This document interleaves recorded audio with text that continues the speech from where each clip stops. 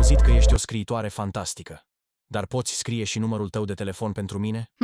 Doar dacă promiți să nu mă rătăcești în hărțile tale de aventuri. Nu îmi place să mă rătăcesc, dar m-aș pierde cu plăcere în ochii tăi. Drăguț, dar încă nu sunt convinsă că ai nevoie de un ghid. Îți zic sincer, chiar am nevoie. Îmi poți arăta drumul spre inima ta? Să zicem că ai nevoie de o busolă foarte specială pentru asta. Cred că am găsit busola. Este zâmbetul tău. Ai noroc că îmi plac zâmbetele. Spune-mi o poveste care mă va face să zâmbesc și să călătoresc și eu cu tine. Știi, călătorind prin Pirenei francezi, m-am gândit doar la cum ar fi să te am alături în aventurile mele. Ei bine, poate ai putea să mă convingi să îndrăznesc. Spune-mi mai multe. Bine, dar nu garantez că vei rezista să nu vii cu mine data viitoare. Mă încerci, într-adevăr.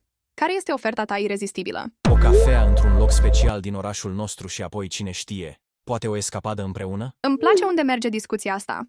Ai vreun parfum de călătorie preferat? Parfumul aventurii și un strop de mișter. Dar cred că al tău l-ar completa perfect. Ai răspunsul pregătit la orice, nu-i așa? Încerc doar să te cuceresc cu adevărat. Vrei să vedem cum arată hărțile noastre împreună? Bine, m-ai câștigat. Hai să vedem unde ne duce această călătorie virtuală.